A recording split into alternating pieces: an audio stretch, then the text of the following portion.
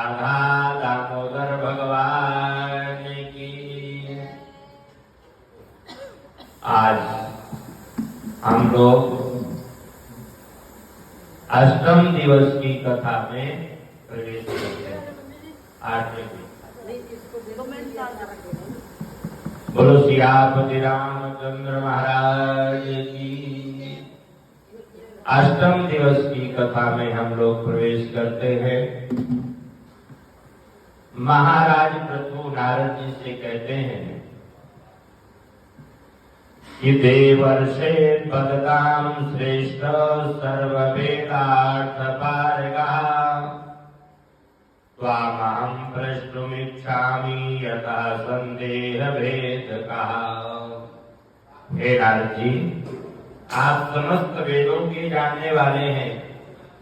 आप बहुत बड़े परोपकारी हैं। आप बहुत बड़े वक्ता हैं, बहुत बड़े ज्ञानी हैं। आज मैं आपसे पुत्र, संतति, पुण्य, यश, वर्धन, जिससे इन सब चीजों की वृद्धि हो, ऐसा व्रत मैं आपसे श्रवण करना चाहता हूं। ऐसा कोई व्रत का नियम बतलाइए जिससे संतति, पुत्र, पौत्र, पुण्य, यश, वर्धन, कीर्ति की वृद्धि हो। तो महाराज ऐसा कोई हितकारक व्रत बतलाइए। महाराज प्रभु के वचनों को सुन करके नारद जी कहने लगे, राजन आपने बहुत उत्तम व्रत किया है, उत्तम प्रश्न किया है। उसका सारा वृत्तांत मैं आपको सुना रहा हूं। श्रवणु राजन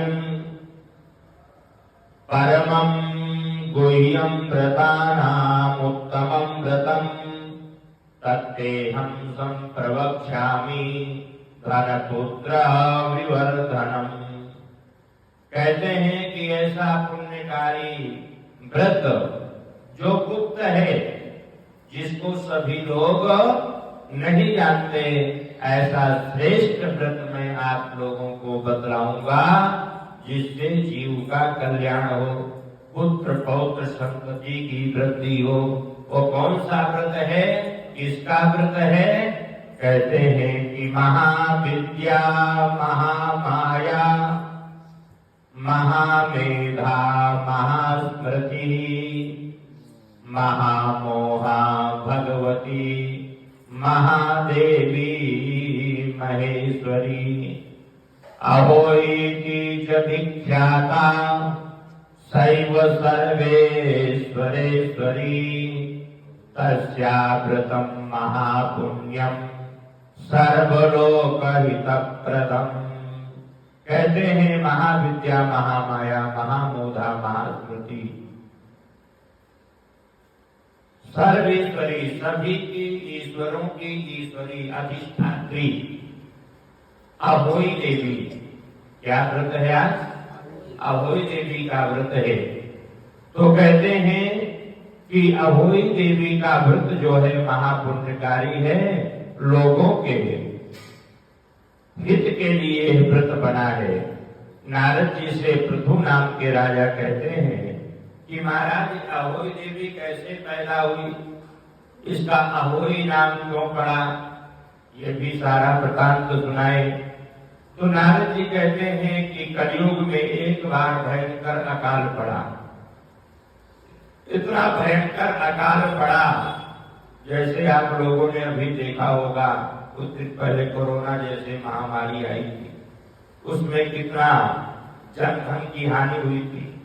उसी प्रकार ऐसा भयंकर अकाल पड़ा जिससे बहुत से लोग मारे गए। थोड़ी से बचे बीज मात्र के लिए। जब बीज मात्र के लिए बचे तो लोगों को चिंता हुई कि भाई क्या करना चाहिए, ये महामारी कैसे शांत हो। तो सभी मिलजुल करके, जो गांव के मुखिया होते हैं, सभी को लेकर के और श्रेष्ठ ब्राह्मणों के पास गए, विद्वान ब्राह्मणों के पास गए कि महाराज इसका क्या हल है, क्या समस्या है। ये तो ऐसी महामारी आई है, इससे तो लोग ही जो है साफ हो रहे हैं, बहुत बड़ी समस्या आई है।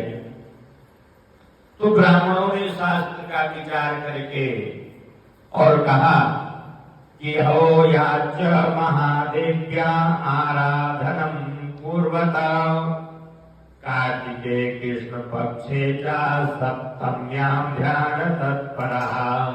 आप सभी लोग एकत्रित हो जाओ और एकत्रित होकर के एक ही जगह अहोई देवी नाम की जो भगवती है उसका पूजन करिए, चामुंडा का पूजन करें। कब करना है? बोले कहते हैं सप्तमी को करें, कार्तिक कृष्ण सप्तमी को करें या कार्तिक कृष्ण पक्ष अष्टमी को करें।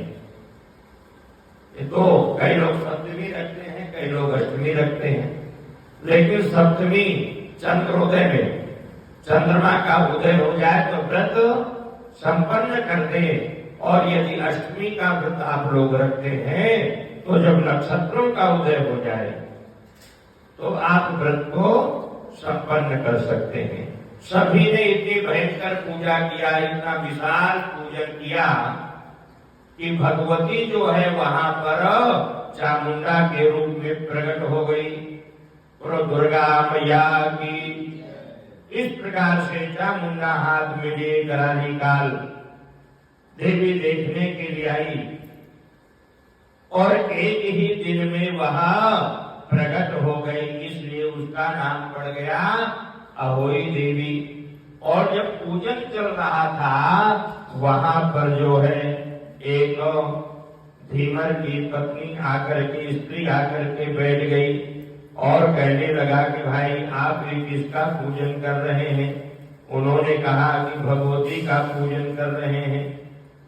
इस प्रकार से जो है वो भी वहीं बैठ गई और भगवती इस प्रकार से जो है आकर के कहने लगी कि देखो हम इस समय रुद्र से विहार करने के लिए आई हैं। संसार में जितना पाप बढ़ गया है, इतनी भयंकर जो है अनाचार दुराचार बढ़ गया है कि उसके विनाश के लिए हम यहाँ पर आई हैं। सभी जातियां अपने अपने कर्मों से विमुख हो गए हैं। संसार की रक्षा के अर्थ गणों समेत आज कार्तिक मास में नीमादि कोट फलों से सप्तमी को पूजित हुई। मैं प्रसन्न हूँ। चामुंडा ने कहा, भगवती ने कहा कि मैं अतीव प्रसन्न हूँ। परम रूही। देवता जब प्रसन्न होते हैं तो सबसे पहले क्या कहते हैं? वरदान मांग लो भैया जो तुम्हें चाहिए है। क्योंकि वो सामर्थ्य है तो कहते हैं वरदान मांग लो, क्या चाहिए? परम रूही। तब सभी लोग कहने लगे कि हे देवी, यदि आप हमसे प्रसन्न हैं तो कहीं भी दुर्भिक्ष ना हो, कहीं रोग ना हो, कहीं भी बीमारी ना हो, कहीं किसी की अकाल मृत्यु ना हो, कोई अपुत्री ना हो, सभी के संतान हो, पुत्र हो, पौत्र हो। इस प्रकार से वह देवी से जो है सभी लोगों ने वरदान मांगा, प्रार्थना किया।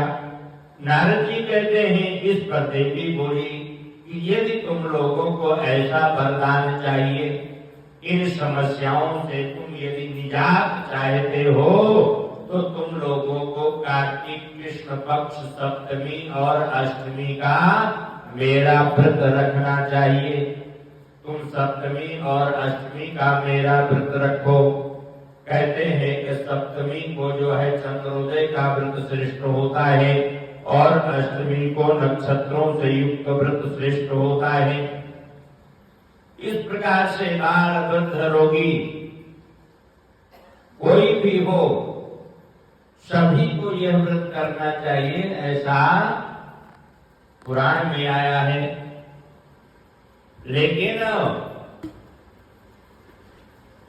दिन में खाना नहीं चाहिए। सायंकाल के समय अहोई देवी का जो है पूजन करना चाहिए प्रदोष काल में। ज्यादातर श्रेष्ठताएं, ज्यादातर व्यवस्थाएं जो ऐसे देवता होते हैं वह प्रदोष काल में ज्यादा पूजाएं श्रेष्ठ होती है। दीपावली की भी पूजा प्रदोष काल में ही श्रेष्ठ है। अब आज जो है इस बार दीपावली का कंफ्यूजन इसीलिए हो रहा है कि अमावस्या दोनों दिन प्रदोष काल में जा रही है।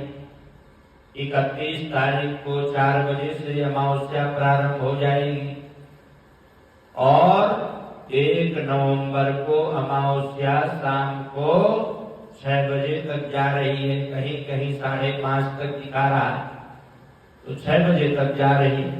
अर्थात प्रदोष काल में दोनों दिन अमावस्या है। इसमें ब्राह्मणों के विचारों की कोई गलती नहीं है। लोग ब्राह्मणों को दोष देते हैं कि ब्राह्मणों ने तो आजकल जो है, कई लोग तो यहाँ तक कह देते हैं कि हद मचा रखी है। अब वो बेचारे क्या करें?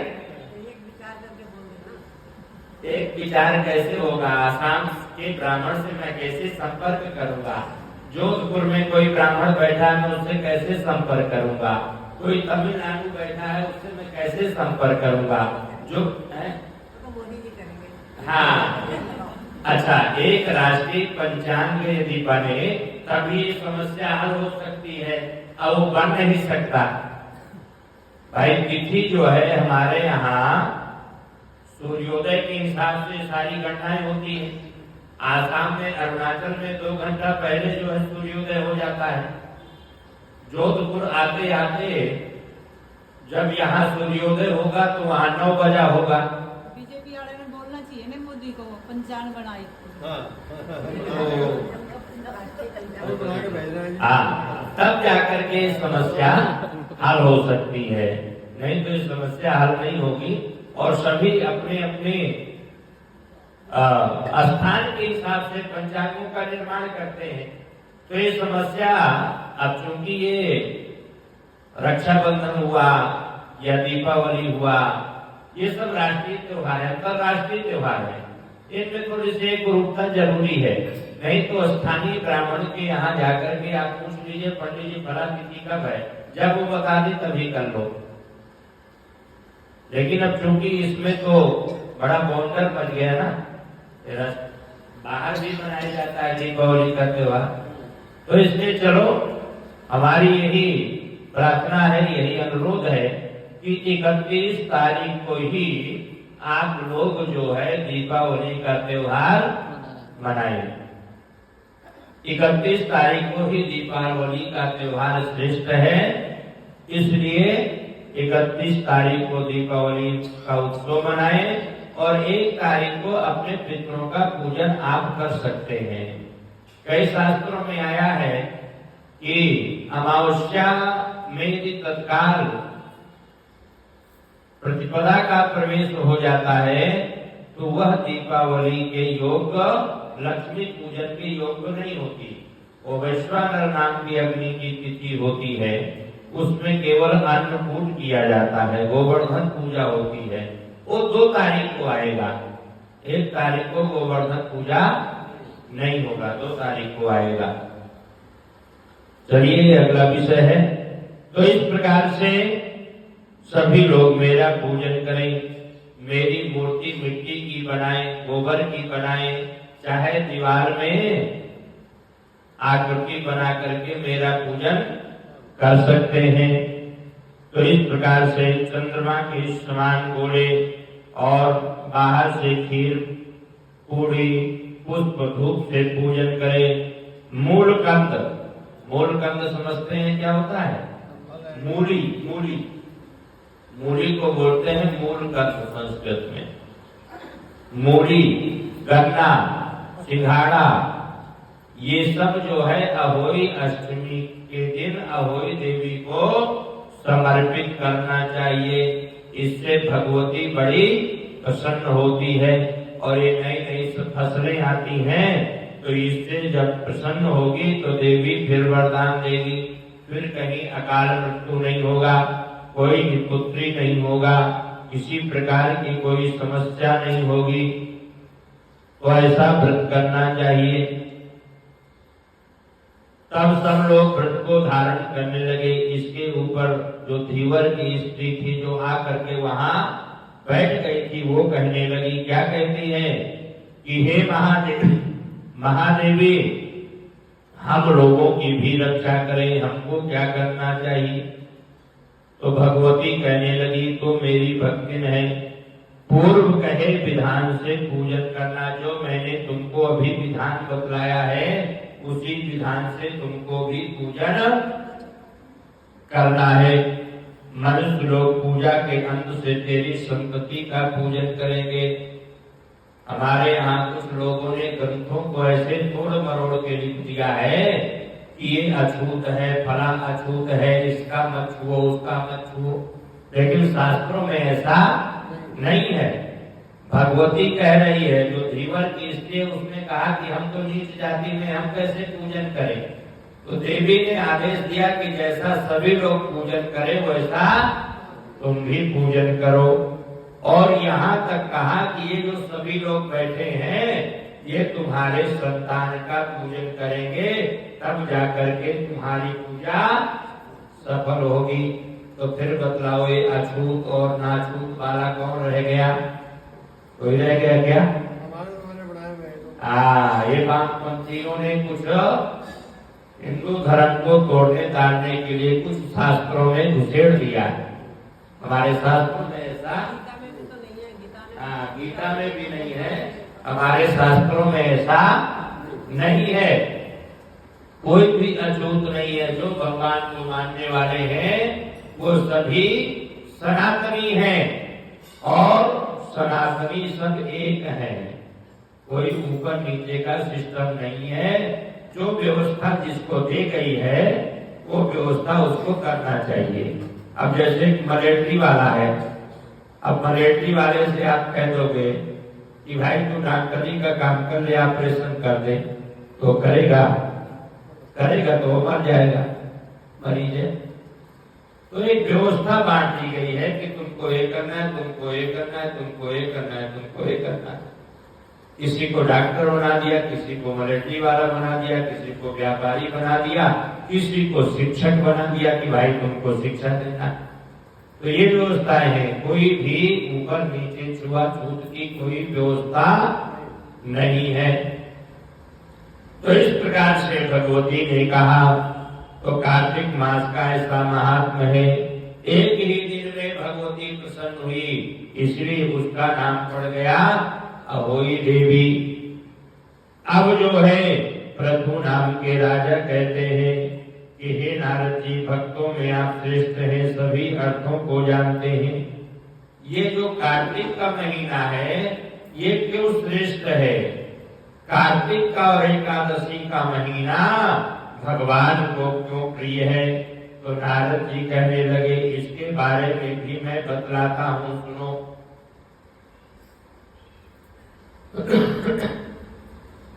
इसी तरह पुरा पृष्ठ श्री कृष्ण सत्यभामया तदेव ते हम वक्ष्यामि यत् प्रवाह यदुनंदन। सत्यभाम उवाच। सत्यभामा भगवान से पूछती है कि महाराज, काल रूप आपके सभी महीना काल के अंग हैं। नारद जी कहने लगे कि ये जो प्रसंग आपने हमसे पूछा कि कार्तिक का महीना एकादशी का दिन भगवान को क्यों इतना प्रिय है, ये दोनों श्रेष्ठ क्यों हैं? तो नारद जी कहने लगे कि भगवान कृष्ण और सत्यभामा का ये संवाद है, ये मैं आपको सुनाता हूँ। सत्यभामा ने भगवान कृष्ण से ये बात पूछी थी। क्या पूछा था? कि महाराज, काल रूप आपके सभी महीना काल के अंग हैं, लेकिन ये कार्तिक का महीना क्यों श्रेष्ठ है? इसको आपने अपना नाम क्यों दिया, दामोदर नाम क्यों दिया? और महाराज, ये सभी तिथियां कितनी होती हैं? कितनी तिथि होती है? 16। प्रतिपदा से पूर्णमासी और एक अमावस्या भी होती है। तो इसलिए टोटल तिथियां होती हैं 16। हाँ, एक पक्ष में 15 ही होते हैं, 15 दिन का ही पक्ष होता है। ये बात सत्य है कि प्रतिपदा से पूर्णासी 15 दिन और प्रतिपदा से अमावस्या 15 दिन। लेकिन ये पूर्णमासी और अमावस्या की गिनती थोड़ी से अलग हो जाती है, तो ये 16 तिथियां हो जाती हैं टोटल महीने में। वैसे तिथियां तो 15 ही हैं, 15 दिन का पक्ष होता है। तो महाराज ये 15 दिन के पक्ष में 15 तिथियां आती हैं, तो एकादशी ही भगवान को क्यों प्रिय है? प्रिय है कि नहीं? हाँ, अब एकादशी कब आने वाली है? 28 तारीख को एकादशी आएगी। तो एकादशी क्यों प्रिय है? भगवान श्री कृष्ण कहने लगे, सत्यभामा सुनो, तुमने बहुत अच्छा प्रश्न किया है। पूर्व समय की बात है, समुद्र का एक लड़का था जिसका नाम था, क्या नाम था? शंखासुर। शंखासुर, शंख से उत्पन्न होने वाला। ये जो शंख हम बजाते हैं ना, ये पता है क्या है? ये जीव है, जीव। ये चलता है, शिकार करता है, खाता है, पीता है। इसका शिकार लोग करके और इसको मार करके और इसके ऊपर की जो चमड़ी है ये बड़ी मजबूत होती है। तो ये शंख जीव है, इसको आप सोचते हैं ना कि ये बड़ा कठोर है, ये बड़ा मुलायम होता है। गवर्नमेंट ने इसको मारने के लिए बैन लगा दिया है। आजकल जो शंख मिलते हैं, अगर दिल्ली में आप खरीदो ना, तो दिल्ली में बनावटी शंख मिलेंगे। कहीं भी आने जाने में गवर्नमेंट ने रोक लगा दिया। समुद्री जीव है ये शंख। तो शंखासुर नाम का एक जो है असुर था, उसने 3 लोग के मंथन करने में समर्थ महाबली इंद्रादि देवताओं को जीत लिया और देवताओं को उनके उनके घरों से, स्थानों से निकाल दिया। सभी देवता सुमेरु पर्वत की कंदरा में जाकर के छिप गए। कंदरा में जाकर के देवता लोग छिप गए। अब बतलाओ, जब राक्षस देवताओं को भगाते थे, मारते थे, पीटते थे, तो ये जाकर के कंदरा में छिप जाते थे। अब विचार करो, जो असुर दैत्य स्वर्ग तक जाकर के और मार पीट करके भगा दे, तो क्या कंदरा में नहीं जा सकते थे? कंदरा में देवता लोग क्यों शरण लेते थे? कंदरा में राक्षस लोग क्यों नहीं जाते थे? पता है? वो राक्षस लोग अहंकारी होते हैं और जो कंदरा होती है, कंदरा का जो गेट होता है वो छोटा सा होता है, इतना सा। तो जब घुसेंगे उस कंदरा में तो कैसे घुसेंगे? यूं करके, छोटे बन के घुसेंगे। और राक्षस लोग ऐसे करके चलते हैं, यूं करके। तो जब यूं करके चलते तो उनके जो है पहाड़ के ये लगता भड़ाक, तो इसलिए वो कंदरा में अंदर नहीं घुस पाते थे। इसलिए देवता लोग अपना सुरक्षित कंदरा में आराम से पड़े रहते थे। तो सभी देवता कंदरा में घुस गए। अब देवताओं ने विचार किया कि कब तक हम कंदरा में पड़े रहेंगे, हमारा घर बार छूट गया, राज का छूट गया। ब्रह्मा जी से प्रार्थना किया और ब्रह्मा जी सभी दैत्यों के नाशार्थ विचार करने लगे और विचार करके ब्रह्मा जी देवताओं को इंद्र सहित लेकर के और भगवान की स्तुति करने लगे। ऐसा मान करके दैत्य भगवान विष्णु जी को सोते जान करके सप्तलोक से वेद ले आए। अब इधर जो है राक्षसों ने विचार किया कि देवता लोग जो है पुनः जागृत हो रहे हैं, इनको मार करके भगा दिया, अभी तक मरे नहीं है। क्यों नहीं मरे? इनको बल कहां से मिल रहा है? देवताओं को बल कहां से मिलता है? इंद्राय स्वाहा और गणानां त्वा गणपति गुंगावामहे प्रियाणां त्वा प्रियपति गुंगावामहे विधीनां त्वा निधिपति गुंगावामहे वसो ममया हम जानि गर्वदमा त्वमजासि गर्वदम्मा गणपते स्वाहा। ये जो मंत्र है, इन मंत्रों को बोल करके हम आहुति देते हैं। उन आहुति से जो वो तत्व है उस देवता को प्राप्त होता है और देवता को बैठे बैठे खाने को मिल रहा है, वो वरिष्ठ है। तो महाराज क्या करना चाहिए? दैत्यों ने विचार किया कि वेद ही चुरा लो, मंत्र ही चुरा लो, मंत्रों की चोरी कर लो। और इन मंत्रों की, वेदों की सारी चोरी करके जाकर के समुद्र में, जल में छिपा दिया। जब जल में छिपा दिया, शंख नाम के दैत्य भी वेदों को ढूंढने को समुद्र में गया, कहीं नहीं देखा। इस पर ब्रह्मा जी विष्णु जी के पास गए, देवताओं से पूजा के सामान लेकर के वैकुंठ भुवन में गए भगवान विष्णु को जगाने के लिए। अब भगवान विष्णु तो अभी सो रहे हैं, देवताओं के ऊपर कष्ट आया हुआ है। आर्ध निद्रा से यदि जगाएंगे तो समस्या होगी, लेकिन कोई बात नहीं, धीरे धीरे जगाने का प्रयास करो। जब धीरे धीरे अचानक किसी को जगा दोगे तो समस्या खड़ी हो जाएगी, उसको क्रोध आ जाएगा। लेकिन धीरे धीरे वहां कहीं खटपट करते रहो तो जग जाएगा, है ना, थोड़ी देर में। तो देवताओं ने खटपट करना शुरू कर दिया, भगवान की पूजा स्तुति करना शुरू कर दिया और देवताओं ने 16 प्रकार से पूजन किया भगवान का, जिसको हम शास्त्रों में षोडशोपचार पूजन बोलते हैं। ये 16 मंत्र विशेष होते हैं। सहस्र शीर्षा दुर्गा सहस्राक्षा सहस्रपादो सभोमिमुं सर्वदशत्वातिष्ठदशांगुलम्। यहाँ से मंत्र चालू होता है, जदेन जन्मयंत देवास्तानि धर्माणि प्रथमान्यासन्ना देहनाकं महिमानः सचन्त पूर्वे साध्याः सन्ति देवाः। यहाँ तक 16 मंत्र चलते हैं। तो इन 16 मंत्रों से भगवान की पूजा किया और जब 16 मंत्रों से भगवान की पूजा की, भगवान के कानों में थोड़ी थोड़ी आवाज गई कि भाई मुझे कोई जगा रहा है, मेरी कोई स्तुति कर रहा है।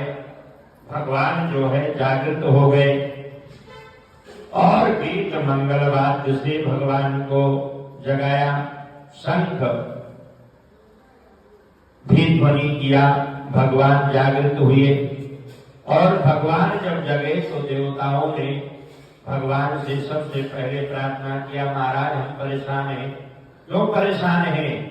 शंखासुर ने सारे वेदों का हरण कर लिया है, हमको घरों से निकाल दिया है, हम बहुत ही परेशान हैं। तो भगवान कहने लगे कि देखो, आज से वेद हमेशा बीज मंत्र यज्ञ सहित कार्तिक मास जल में रहेंगे।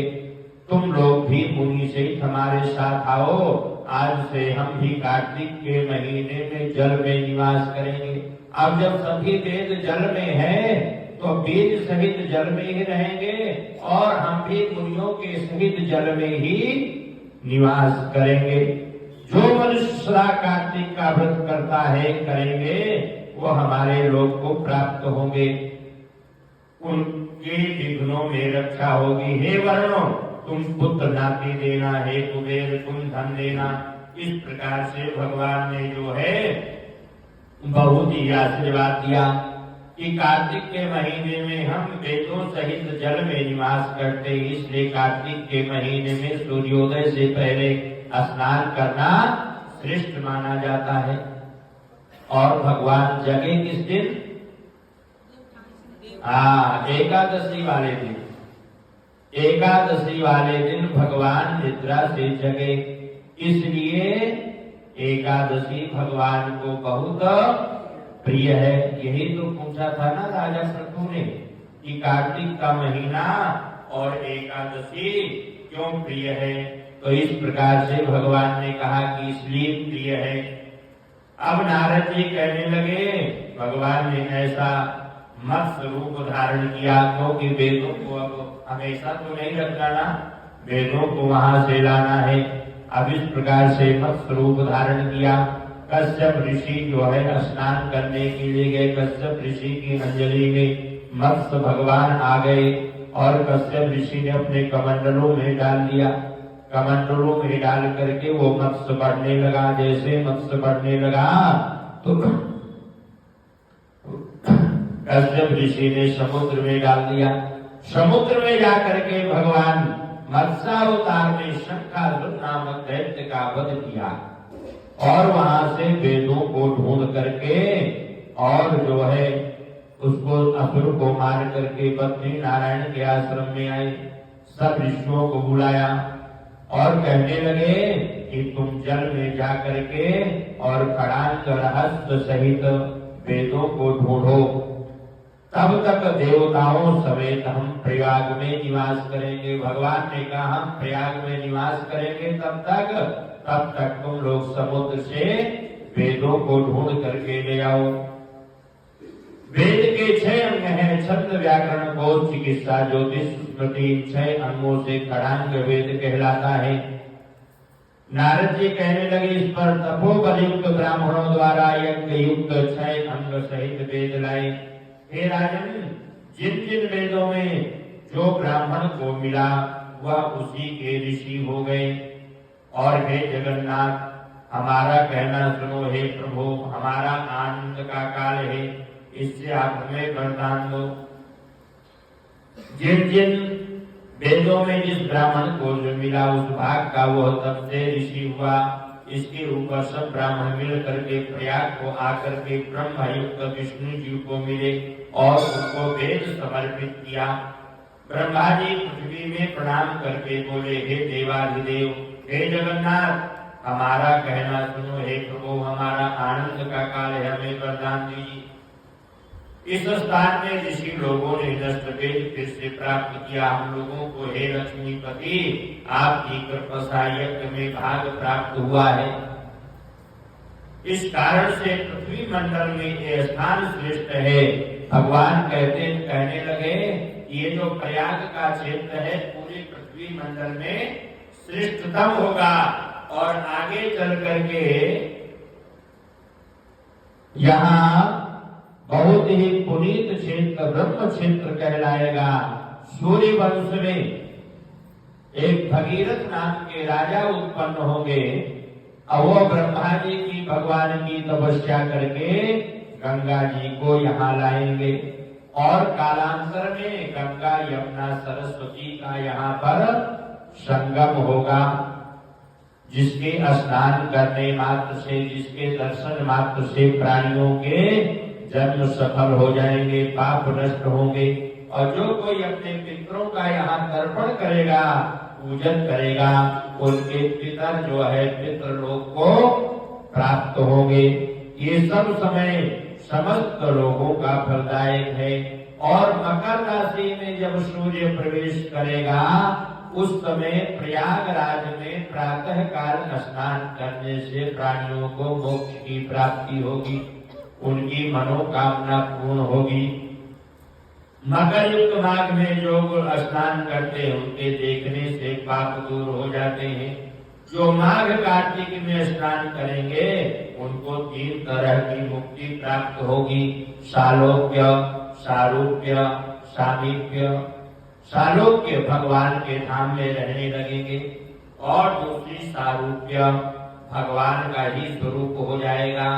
और सामीप्य जैसे गरुड़ और लक्ष्मी भगवान के पास रहते हैं तो ऐसी मुक्ति भगवान देते हैं जो कार्तिक के महीने में और माघ के महीने में सूर्योदय से पहले स्नान करते हैं। इस प्रकार से नारद जी कहते हैं कि ये सारा हमने श्रवण कराया। तुम सब मुनि मेरा वचन सुनो, बद्री वन में हम सदा निवास करेंगे। भगवान विष्णु कहने लगे हे मुनि श्रेष्ठो, अब मैं जा रहा हूँ बद्रिकाश्रम और बद्रिकाश्रम मेरा हमेशा निवास स्थान रहेगा, चाहे सर्दी हो चाहे गर्मी हो। मैं हमेशा बद्री वन में रहूंगा। इस प्रकार से दूसरे वर्ष में 10 वर्ष की तपस्या में जो फल प्राप्त हो तो इस जगह एक दिन में मिल जाता है। इस दिन में इलाहाबाद में, जिसको हम प्रयागराज कहते हैं, प्रयागराज में एक ही दिन में 10 वर्ष की तपस्या का फल प्राप्त हो जाता है। जो मनुष्य इसके दर्शन करेंगे वो जीते जी मुक्त हो जाएंगे, उनके पाप कुछ भी पाप नहीं होंगे। कार्तिक में जगह माघ में यज्ञ का उत्सव किया और इससे दोनों मास व्रत स्नान आदि कर्म में समान है। माघ कार्तिक में स्नान करने वाले लोगों के दर्शन से महापाप दूर होते हैं। वो तो पुण्यात्मा ही है, लेकिन जो कार्तिक और माघ में जो प्राणी स्नान करते हैं, अगर कोई प्राणी उनके दर्शन कर लेता है तो उस प्राणी के भी पाप दूर हो जाते हैं। और भगवान ने कहा मैं बद्रिकाश्रम में हमेशा निवास करूंगा। तो बद्रिकाश्रम जाकर के अगर वहां के कोई दर्शन करता है तो बहुत ही पुण्यात्मा, बहुत ही भाग्यशाली और बहुत ही वह देव स्वरूप श्रेष्ठ होता है। इस प्रकार से बद्रिकाश्रम के दर्शन करना महान पुण्यकारी है। तो बोलो लक्ष्मी नारायण भगवान की। तो आज अहोई देवी का व्रत है, आज अष्टमी तिथि है। शाम को कथा करके, पूजन करके और नक्षत्रों को अर्घ दे करके व्रत को हम संपन्न करें। तो बोलो अहोई माता की। श्रीमन नारायण नारायण